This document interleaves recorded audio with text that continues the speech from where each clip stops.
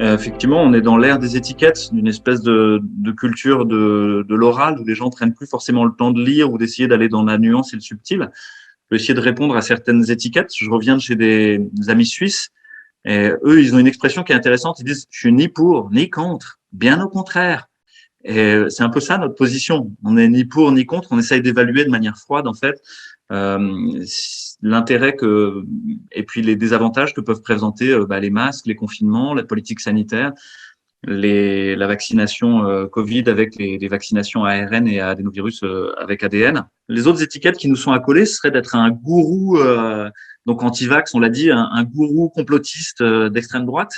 Alors, c'est assez rigolo parce que gourou, ça sous-tendrait que la gouvernance de Réinfo Covid serait complètement pyramidale. Alors, c'est l'exact inverse. La gouvernance, c'est-à-dire les modalités de partage du pouvoir, de prise de décision, sont extrêmement claires dans Réinfo Covid. On est plus d'une vingtaine de porte-parole et de diplomates. On cherche à être ouvert sur l'extérieur, c'est-à-dire à recréer du dialogue, du lien, à essayer d'ouvrir la parole pour que justement on soit pas d'accord et que de ce dissensus puisse naître une autre voie, quelque chose d'un peu imprévu, qui permettrait de dépasser cette crise et d'aller vers un futur désirable ensemble. Je crois que c'est la vraie question, au-delà de toutes les étiquettes, au-delà de tout ce qui peut m'arriver à moi personnellement, c'est vers quoi on a envie d'aller collectivement, en fait. La dernière chose sur l'étiquette sectaire, c'est que ça devrait me rapporter de l'argent. C'est l'exact inverse qui est vrai. Réinfo Covid n'a pas de compte en banque, n'a pas d'existence légale. C'est même pas une association. C'est un collectif informel. Et donc, il n'y a pas d'argent. Tout est bénévole. On est dans une parole publique, donc la parole publique, elle doit être prudente et diplomatique. Elle est sûrement pas là pour régler des comptes personnels. Et puis, il y a la parole privée. Donc là, je vais rester dans une parole publique. Donc, je vais être évasif, je vais botter en touche sur toutes ces choses-là. Je pense que les gens sont pas dupes, en fait, sur la réalité de ce qui peut se passer quand quelqu'un part d'un métier qu'il aime, avec une équipe qu'il aime bien, dans un hôpital qu'il aime, avec une position à la fois sociale et financière qui est confortable. Voilà. Mais officiellement, je pars de mon plein gré. Je suis en disponibilité de la fonction publique hospitalière pour me consacrer finalement à des choses importantes pour moi et notamment à ma famille. Et puis à Réinfo Covid, et à l'association, à tout ce monde-là qu'on a envie de créer. Je pars de mon plein gré. Ça s'appelle une disponibilité. À ce titre, moi, je remercie en fait l'ensemble de l'assistance publique. J'ai beaucoup d'admiration pour tout ce qui est fait par les soignants. Je parle pas de la technocratie qui existe en parallèle. Je parle des équipes soignantes, des médecins, des infirmiers, des aides-soignantes, des gens qui font le ménage, de tous les gens qui participent aux tâches qu'on voit pas. Parce que ce qu'ils font, c'est assez admirable en fait. Et je crois qu'il y a quelque chose qu'il faut bien retenir, c'est que l'assistance publique n'appartient pas à ses directeurs administratifs. L'assistance publique est un bien commun qui appartient aux citoyens, qui appartient à ceux qui la font. Et je crois que les Marseillais sont très attachés à cette assistance publique et ne manqueront pas de le faire savoir. On a vu petit à petit les structures administratives en charge de rationaliser, d'essayer de créer un système industriel de création du soin en dépit du bien commun. Ce système-là consiste petit à petit à dégraisser le mammouth, c'est une expression qui avait été utilisée, au mépris des humains, au mépris du soin, pour mettre en place une santé algorithmique, industrialisée et numérique, au plus grand bonheur des investisseurs de la data. Ce chemin-là, c'est pareil de la santé, à mon avis, il n'est pas souhaitable. Et donc, c'est aussi une des raisons pour lesquelles je pars de l'assistance publique, c'est que je pense que ce n'est pas un chemin souhaitable. Le point important, ce serait qu'il puisse exister un dialogue, qu'il puisse exister justement un dissensus. Alors, c'est une des difficultés actuellement.